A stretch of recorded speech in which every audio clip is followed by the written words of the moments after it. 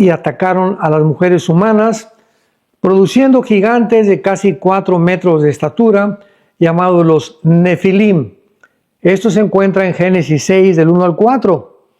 ¿Y de qué forma estos gigantes comenzaron a manifestar su oposición contra todo el pueblo de Dios, que fueron los judíos, e impedirles que entraran a la tierra de Canaán? Pero vamos a ver, como lo prometimos en la tercera parte de este estudio, la forma en la que todas las tribus de Canaán fueron invadidas, se propagaron estos gigantes, y de qué forma estos gigantes se convirtieron en uno de los principales ejércitos que Satanás usó en contra del pueblo de Dios.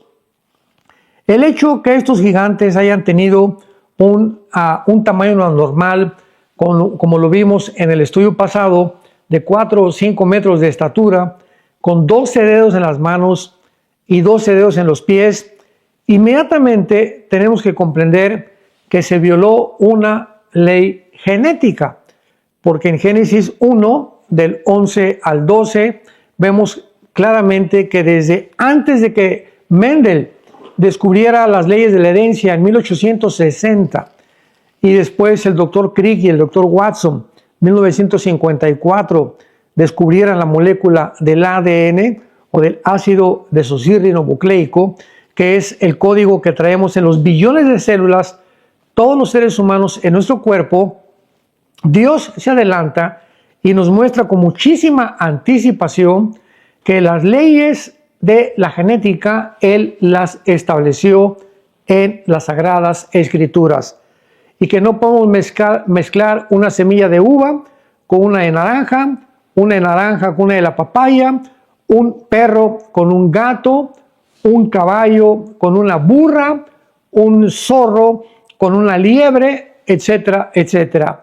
El momento en que hay la cruza entre dos especies diferentes, se produce lo que se llama una raza híbrida. Y esta raza híbrida, ¿verdad?, pues ya no puede reproducirse. Un ejemplo, cuando se mezcla un caballo con una burra, ¿qué cosa es lo que nace? Pues nace una mula, y la mula nace híbrida. Entonces, aquí hubo una mezcla híbrida en la Biblia desde el tiempo del diluvio. Estamos hablando que el diluvio fue 1500 años desde Adán hasta que no entró en el arca. O sea, fueron los primeros 1500 años de la historia humana, cuando todavía no había leyes, no había nada, que esta corrupción moral, como lo vimos en los estudios pasados, esta degradación y esta violencia a la que llegó el ser humano, fue de una forma indirecta producida también por la infiltración de estos ángeles caídos que quisieron pervertir la genética humana mezclándose con las mujeres. Todo esto ya lo vimos en la tercera parte, se los recomiendo si no lo han visto, para que vean todos los detalles. Veamos ahora en el libro de Deuteronomio, en el Antiguo Testamento, Deuteronomio, capítulo 2, versículo 10 y 11, estas palabras. Vamos a ir cubriendo muchos pasajes en el Antiguo Testamento donde se hablan de diferentes formas y se les atribuyen estos nombres a la tribu de los gigantes, para que podamos entender claramente en qué condiciones se encontraba el mundo. Dice Deuteronomio 2, versículo 10. Los emitas, voy a ir deteniéndome para que ustedes que son estudiantes de la Biblia tomen apuntes. La palabra emitas, apúntalo en tu Biblia, es la palabra terribles. Es otro de los nombres que se les da a los gigantes, como lo vamos a ver. Pero vamos por orden para que puedas tú ir desarrollando este estudio tan profundo que estamos llevando a cabo a continuación. Los emitas, que era una tribu de gigantes, habitaron en ella antes, pueblo grande y numeroso, alto, como los hijos de Anac. Otra vez los hijos de Anac eran los anaseos, que fue otra tribu de gigantes. Por gigantes eran ellos tenidos también como los hijos de Anac, y los moabitas los llamaban emitas. Ahora bien, Vamos por orden. Ahí en el versículo 11, en la palabra gigantes, pone en tu Biblia la palabra Rafa. R de Raúl, A de Armando, P de Pedro, H intermedia, A de Armando, Rapa. Pero se pronuncia en el hebreo Rafa, porque los refaitas, lo vamos a ver, era otra de las tribus más agresivas y más violentas de los gigantes. Entonces vemos nosotros que es otro nombre en el hebreo que se tradujo como gigantes. Veamos ahora el versículo 20 del mismo capítulo 2 de Deuteronomio, y dice así: por tierra de gigantes, otra vez la palabra Rafa, apúntalo, por tierra de Rafa, fue también ella tenida, habitaron en ella gigantes. Aquí ya esto nos saca de cualquier duda. Habitaron en ella gigantes en otro tiempo, a los cuales los amonitas llamaron sonsomeos. La palabra sonsomeos significa los poderosos o guerreros poderosos o terribles también. Vemos pues aquí ya 2 o 3 tribus, los emitas, los anaseos y los sonsomeos, que fueron nombres que se les dieron a los gigantes. Ahora, los refaitas eran conocidos como gigantes, pero desgraciadamente, en lugar de haber mantenido su verdadero nombre en las escrituras, se tradujo cuando hubo la traducción de la Biblia en el hebreo al griego, que se llamó la Septuaginta, que estos nombres fueron cambiándose a través del tiempo. Por eso no hay como recurrir al original de la Biblia para poder entender de qué está hablando la palabra de Dios. Veamos un ejemplo, por ejemplo, en el libro de Isaías, capítulo 26. Isaías, capítulo 26. Vamos a leer un versículo que al principio nos funde, como decimos aquí en México, las neuronas. O sea, nos funde los fusibles, porque nos quedamos aquí, así, ¿verdad?, con tantas cosas encriptadas que se encuentran en la palabra de Dios. Isaías 26, versículo 14. Muertos son, no vivirán. Han fallecido, no resucitarán. ¿Qué? No resucitarán, porque los castigaste, destruiste y deshiciste todo su recuerdo. Aquí la Biblia nos trae algo sorprendente, nos revela algo inédito, algo inusitado. Todos sabemos, por ejemplo, en Juan capítulo 5, el Evangelio de Juan capítulo 5, Jesucristo dijo que tanto los buenos como los malos van a resucitar.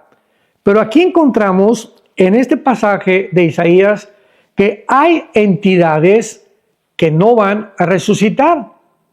Y la pregunta es, ¿a quién se refiere el Espíritu Santo? ¿Quiénes son los que no van a resucitar? Si tanto los seres humanos, buenos como los malos, vamos a resucitar. Bueno, cuando recurrimos al original hebreo, encontramos que la palabra que se tradujo muertos o fallecido es la palabra que se usó en Deuteronomio para los gigantes y que se tradujo aquí rafaitas, pero se tradujo y le pusieron muertos. No le pusieron rafaitas porque no hubiera tenido ningún sentido. Muertos son, no vivirán, rafaitas, o sea, no tiene sentido aparentemente la traducción, por lo que quisieron poner la palabra simplemente muertos, o sea, murieron. Pero la palabra es en el hebreo refaitas. Muy bien.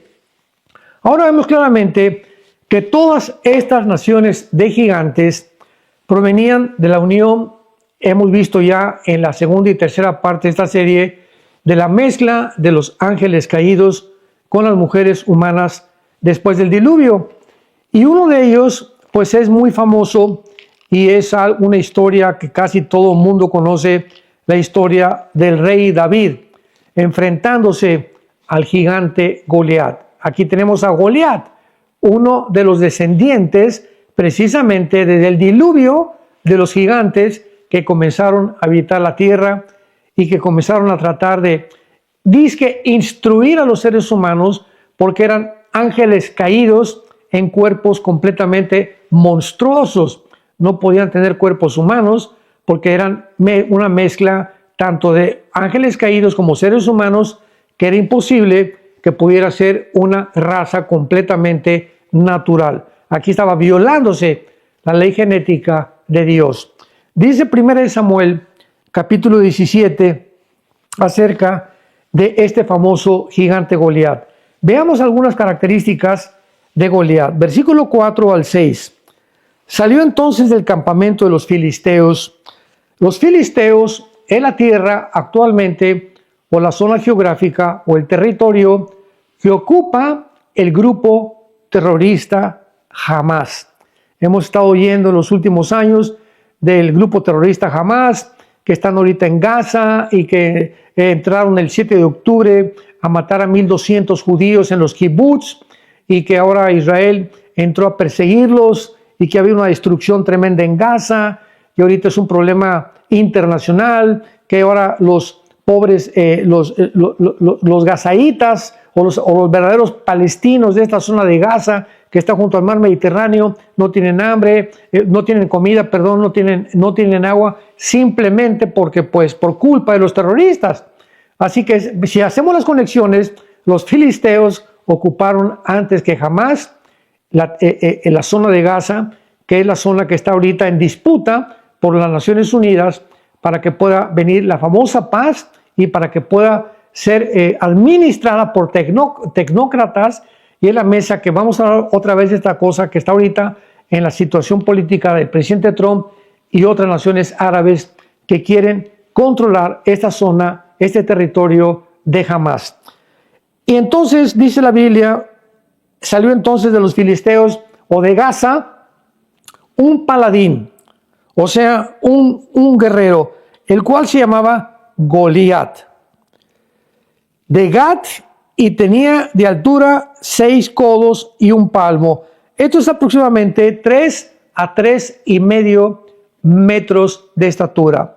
Goliat tenía de 3 a 3,5 metros aproximadamente de estatura. Y traía un casco de bronce en su cabeza y llevaba una cota de malla, y era el peso de la cota de malla 5,000 ciclos de bronce. Un ciclo equivalía aproximadamente a 15 gramos. Así que estamos hablando aproximadamente de casi 60-70 kilos de peso, lo que pesaba el puro casco de Goliat. Sobre sus piernas traía grebas, o sea, cosas así como de cadenas de bronce, una jabalina de bronce entre sus hombros. El asta de su lanza era como rodillo de telar.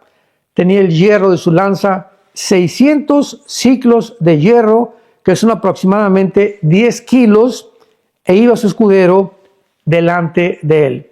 Así pues vemos nosotros que Goliat es el gigante que reta al ejército en aquel tiempo del rey Saúl, diciéndoles, si ustedes tienen un guerrero, los judíos, que puede enfrentarse conmigo y me gana, nosotros los filisteos nos vamos a rendir a ustedes.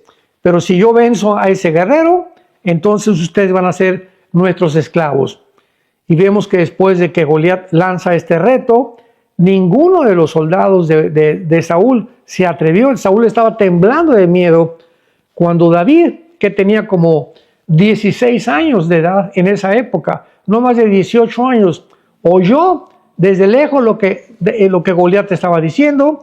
Y pues ya vemos toda la historia que va con el rey Saúl y le dice, yo me voy a enfrentar a él. El rey Saúl le quiere prestar su armadura para que pueda enfrentarse con Goliat. David le dice, no necesito tu armadura, yo voy en el nombre de Jehová de los ejércitos. A ese incircunciso lo voy a matar. Bueno, Dios lo va a matar a través de mí. Y agarra una piedra, David, ¿verdad?, con su onda, y una pedrada que le da exactamente aquí a Goliat. Goliat cae completamente noqueado, muerto, y ya en el suelo David le corta la cabeza. Ahora bien, el hecho que los gigantes hayan venido directamente de la unión de los ángeles caídos con los hijos de los hombres demuestra realmente que sus padres era imposible que fueran seres humanos, o sea, ordinariamente descendientes de Adán. Ninguno de estos monstruos, porque eran unos monstruos, pueden haber provenido de la mezcla de hombres y mujeres normales. Si, como dice otra versión, los gigantes provinieron de varones malos, o sea, de Caín, lo vimos en la tercera parte de esta serie. No, es que no eran ángeles, eran los descendientes de Caín y de mujeres buenas de Set, porque jamás en la historia volvió a repetirse este caso. O sea, tenemos que enfrentar la Biblia y tenemos que ver claramente cómo es posible que esto haya sucedido, pero la Biblia nos muestra claramente que así sucedió. Veamos otro pasaje en el libro de Judas que se encuentra antes del Antiguo Testamento, donde ya no hay ninguna duda. Ya aquí ya no podemos tener ningún argumento u objeción que se pueda oponer y que pueda decir, no, es que es imposible que los ángeles caídos se hayan metido con las mujeres. Vamos a dejar que sea la Biblia la que nos responda estas preguntas. Judas, versículo 6 y versículo 7, dice así: y los ángeles, sigamos con mucho cuidado estos dos versículos, y los ángeles que no guardaron su dignidad, sino que abandonaron su propia morada, los ha guardado bajo oscuridad, en prisiones eternas, para el juicio del gran día, como Sodoma y Gomorra, y las ciudades vecinas, las cuales de la misma manera que aquellos, habiendo fornicado e ido en vicios en pos de naturaleza, fueron puestas, por ejemplo, sufriendo el castigo eterno o sufriendo el castigo del fuego eterno. Vamos a leerlo con más cuidado. Aquí está hablando de un grupo de ángeles que dice la Biblia que no guardaron su dignidad. Esta palabra dignidad, no guardaron sus principios, no guardaron la razón por la cual los había, o sea, Dios les dijo a los ángeles, este es el territorio de ustedes, no pueden salirse de su territorio.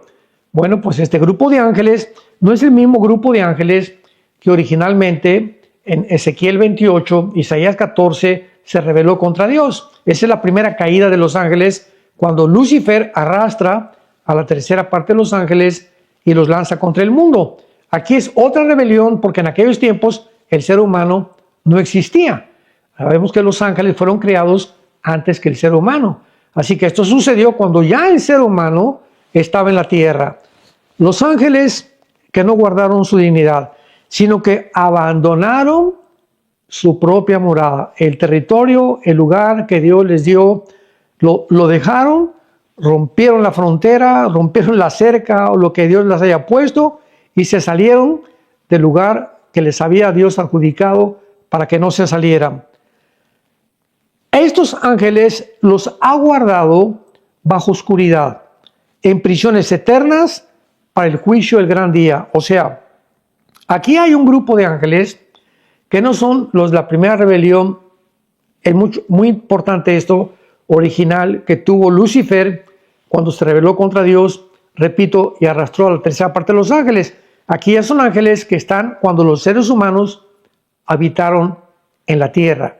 Entonces, estos ángeles ya están encarcelados, porque todavía hay ángeles sueltos ahorita, hay demonios sueltos, Lucifer está suelto, dice 1 Pedro capítulo 5, que Satanás anda como león rugiente buscando a quien devorar. Dice Pablo en Efesios 6 que nos pongamos la armadura de Dios para resistir los ataques del maligno. Entonces el mundo está y continúa invadido a nuestro alrededor de ángeles caídos y de demonios. Pero este grupo de ángeles, que en un tiempo lo vamos a ver, abandonaron su morada y vamos a ver lo que hicieron, ya están encarcelados. ¿Por qué Dios los encarceló? Dice la Biblia que estos ángeles hicieron lo mismo que en Sodoma y Gomorra. Sabemos nosotros cuál fue el pecado de Sodoma y de Gomorra.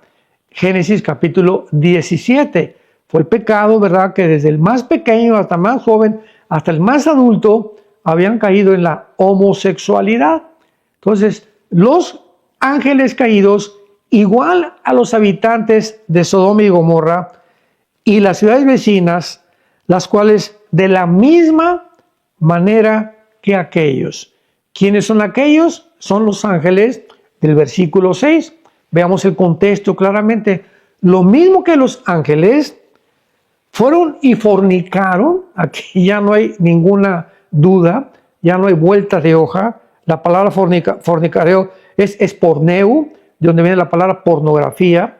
Lo mismo que ellos fornicaron y fueron en vicios en contra de natura. O sea, qué clarísima es la Biblia.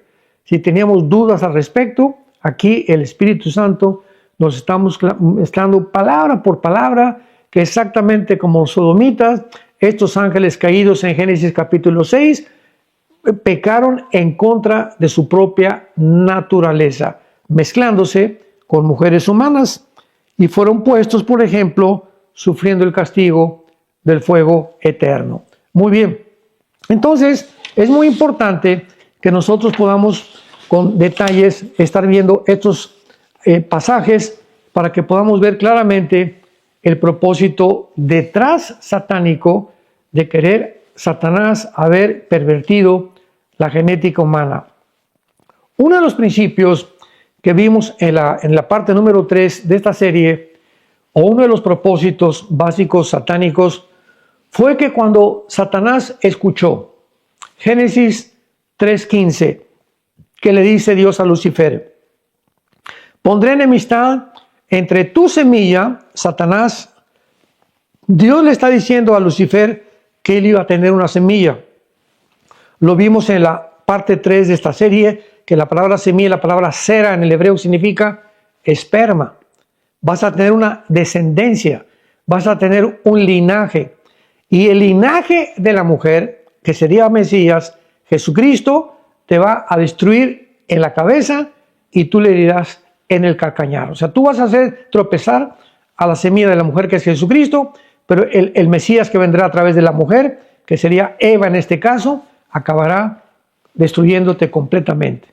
Entonces, claramente encontramos que Satanás pues tenía que impedir que el Mesías naciera y mandó a sus ángeles para que comenzaran a corromper la genética humana, pero además, aquí vamos a echarnos un clavado más profundo todavía. Independientemente de que esto era el primer propósito número 1 de Satanás, impedir y pervertir la genética, Satanás, en segundo lugar, él también quería perpetuar su propia semilla. Quería también perpetuar su propia semilla. Pues como de la semilla de la mujer va a nacer el Mesías, yo también voy a tener mi descendencia. Y Dios se lo dijo. Yo no lo dije ni lo estoy diciendo yo. Lee Génesis 3:15. De tu semilla, Lucifer, vendrá la semilla que va a hacer tropezar al Mesías. Y la palabra semilla es la palabra sera, que es esperma, que se tradujo linaje y que se tradujo descendencia. Y ahora comenzamos a entender algunas cosas que no entendíamos antes, cuando ya entendemos esto en primer lugar. Recordemos que ¿quién fue la primera pareja de seres humanos que nació? Caín y Abel, ¿verdad? Entonces vemos que Caín mata a Abel. Y Caín, dice en 1 Juan capítulo 3, que era del maligno. O sea, mata a Abel, y Abel, que era de la semilla donde supuestamente vendría el Mesías, Caín es muerto inmediatamente por su hermano Abel. Así que de la primera pareja entre Caín y Abel, la semilla ya no pudo venir. Tuvo que venir otro hijo que se llama Enos, Génesis capítulo 4, que significa el sustituto en hebreo, que tendría que sustituir a Abel, porque Abel supuestamente era de donde venía la semilla. Y lo comprobamos también en las genealogías de Lucas y de Mateo. Si encontramos en las genealogías de Lucas y Mateo. Pues ¿quién fue el primogénito de Adán y de Eva? Pues Caín. Y Caín no aparece en ninguna de las genealogías de Jesucristo. Después vemos nosotros, el apóstol Juan le llama que Caín pertenecía al maligno. Y la cerecita en el pastel, en Juan capítulo 8, cuando Jesús se enfrenta a los fariseos, les dice, ustedes no son de Dios, porque mi palabra no haya cabida en sus corazones. Y entonces le contestan los fariseos, nosotros no somos hijos de fornicación, nosotros somos descendientes de Abraham.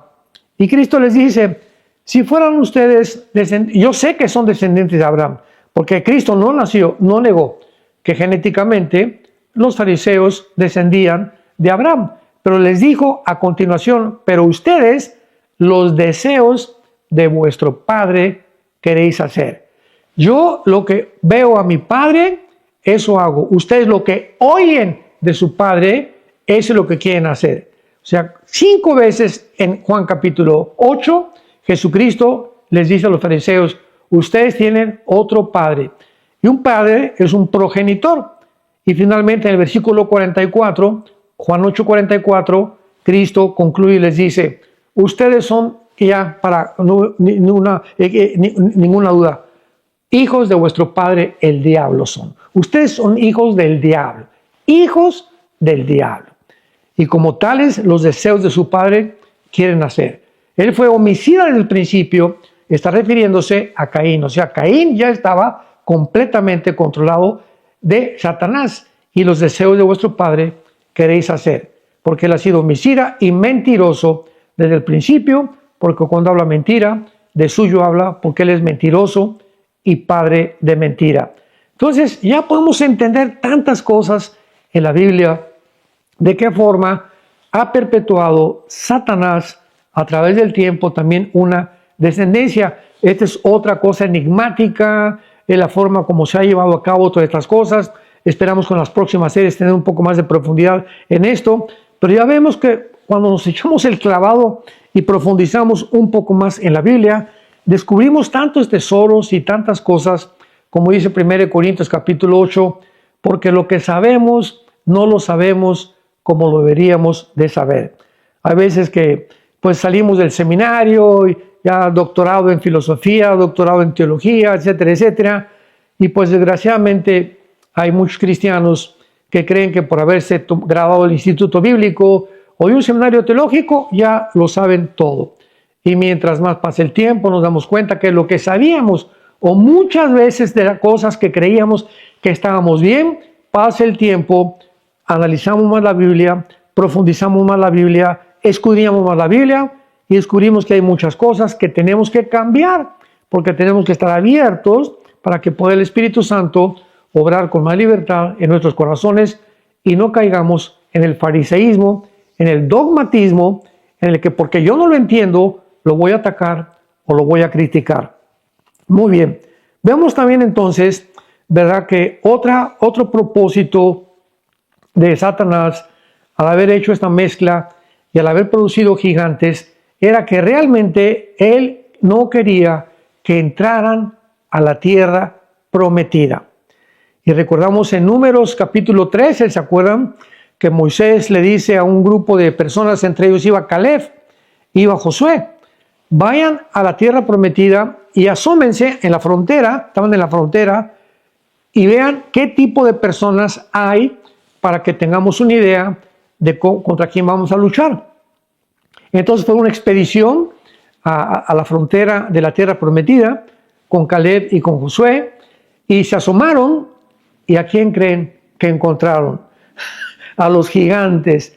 Ahí estaban estos monstruos de 3, 4, 5 metros de estatura, pero así una forma tremenda, emitiendo y emanando un temor grandísimo solamente con verlos, y regresaron pero corriendo con Moisés. No, Moisés, mira, es imposible que entremos a la tierra prometida.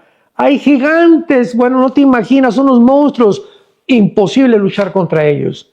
Pero Josué y Caleb, dice la Biblia, tenían otro espíritu diferente a estos 10 espías que fueron influidos por el temor y no creyeron la palabra de Dios. Así que pues entraron realmente a la tierra prometida. Caleb y Josué fueron de los pocos que entraron porque ellos creyeron que el Dios que estaba dentro de ellos era más alto y mucho más grande que los gigantes. Y así nos pasa a nosotros cuando enfrentamos problemas como cristianos. No, tengo un problemón tremendo, no lo puedo enfrentar. Espérame tantito, no importa el tamaño que tú tengas de tu problema o el gigante que se esté enfrentando, no es más grande que el Altísimo, que el Dios y Padre de nuestro Señor Jesucristo.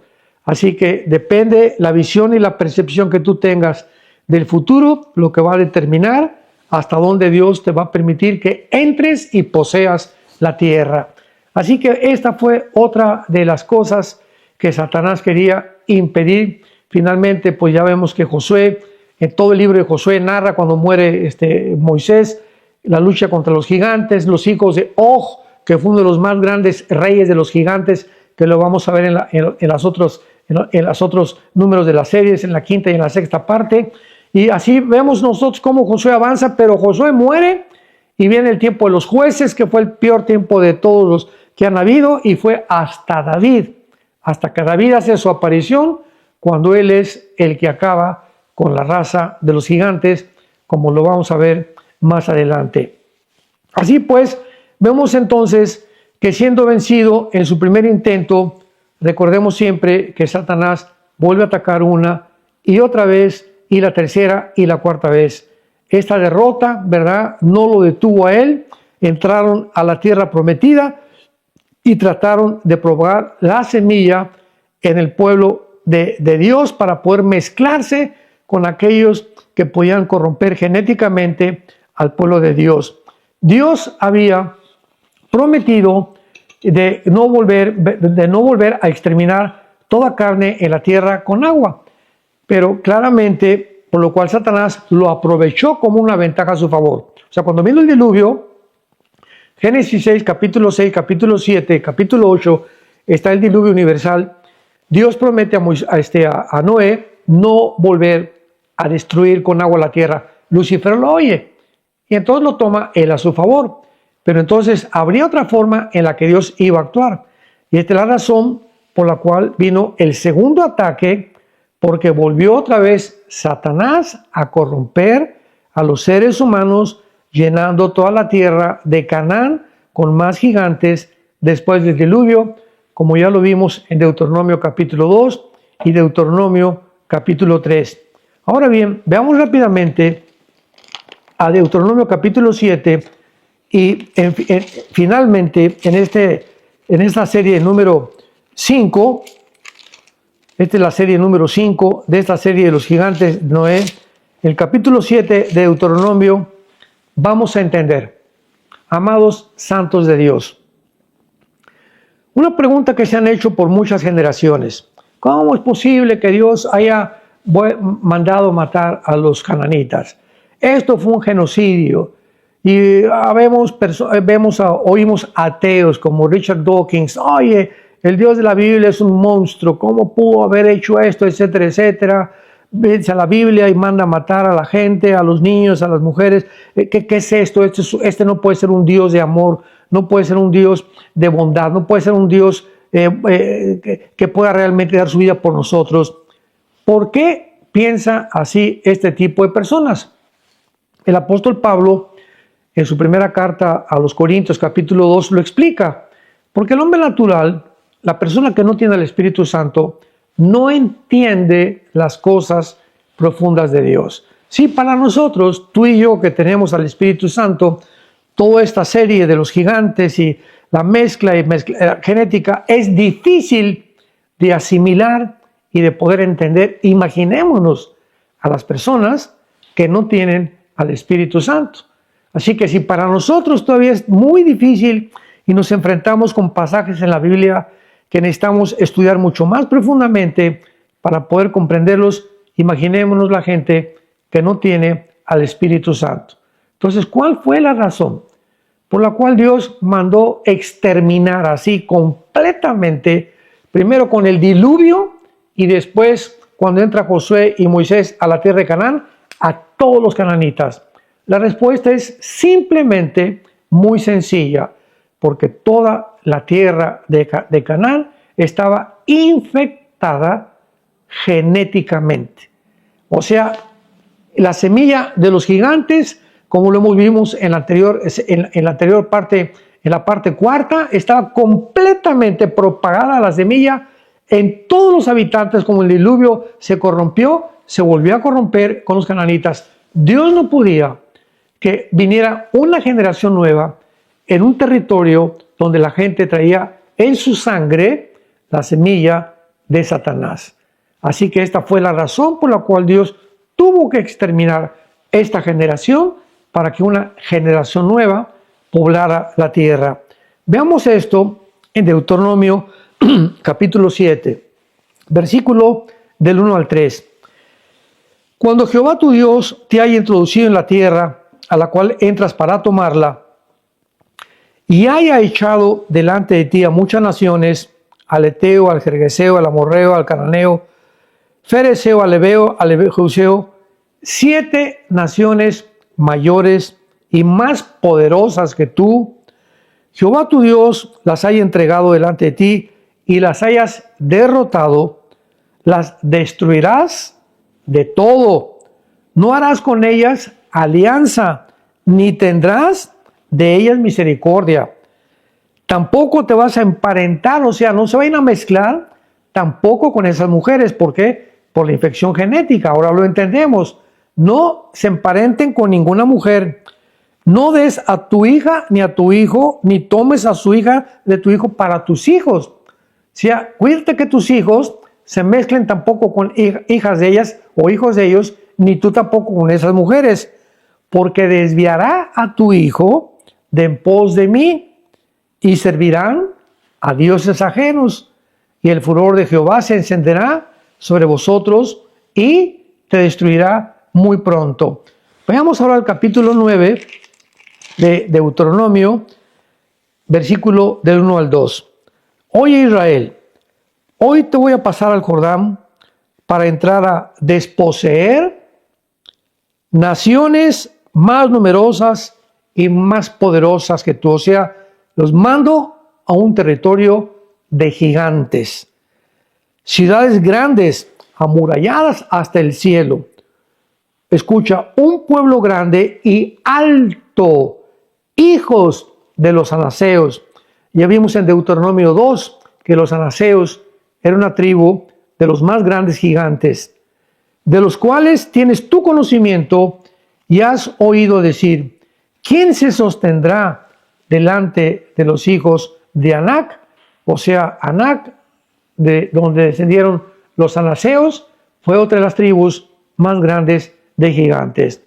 Vemos pues claramente a través de este estudio que los gigantes tenían un propósito muy grande de poder implantar la semilla satánica, echar a perder la semilla satánica. Y ahora entendemos por qué Jesucristo en Mateo 24, 37 en adelante dice, mas como en los días de Noé, así será también la venida del Hijo del Hombre.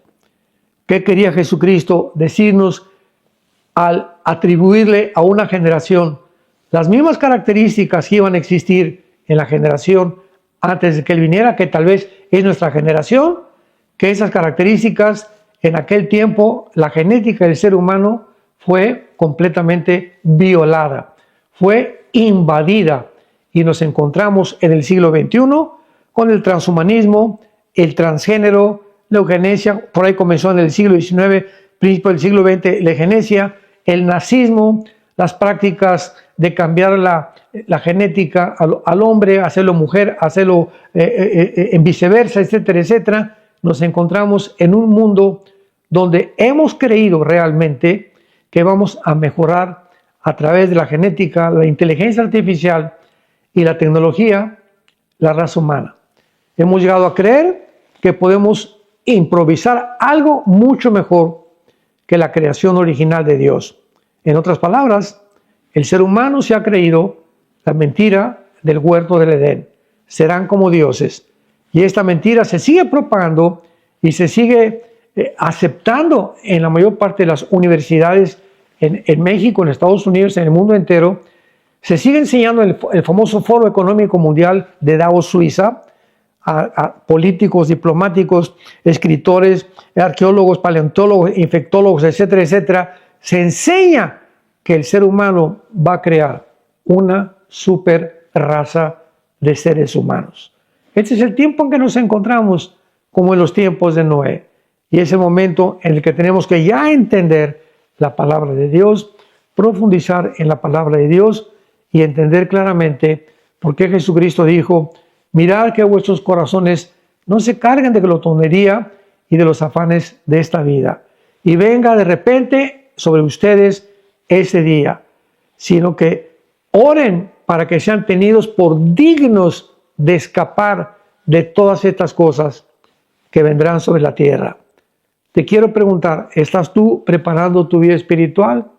¿Estás tú teniendo una vida mucho más íntima de comunión con Dios? ¿Estás tú con tu familia acercándose más a la adoración y a la palabra de Dios para tener más revelación y más luz de qué decisiones debemos de tomar en estos tiempos tan difíciles? Dichoso sea el varón que teme a Jehová. Su mujer será como plantas de olivo en su mesa, sus hijos como plantas alrededor de su casa. Estas bendiciones son las que tiene el varón que teme a Jehová. Y son las promesas que Dios nos ha dado. Guarda tu corazón sobre todas las cosas, porque de nuestro corazón mana la vida. Que Dios te bendiga y nos vemos muy pronto para la sexta y la séptima parte de esta serie, Los gigantes en tiempos de Noé.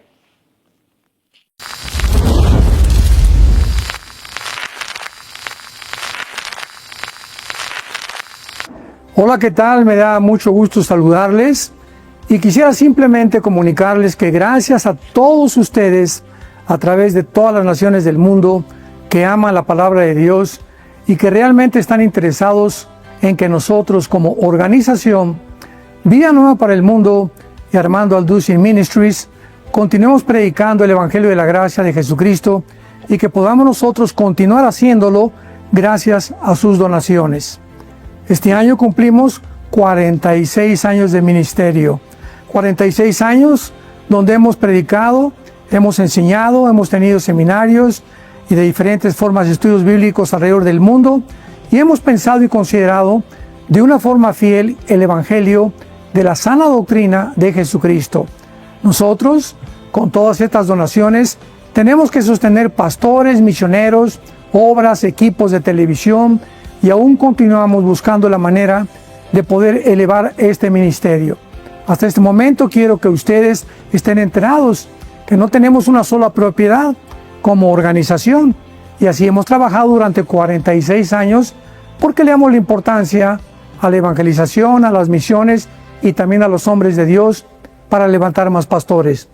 Le damos las gracias y que pueda Dios con su gracia tocar sus corazones y que puedan ustedes invertir en un terreno donde es fructífero, porque creemos que ha producido bastante buen fruto para la gloria de Dios. Gracias, muchas gracias por sus aportaciones y por las donaciones que sabemos ustedes continuarán haciendo para que podamos continuar siendo fieles en la predicación del Evangelio de la gracia de Dios. Que Dios les bendiga.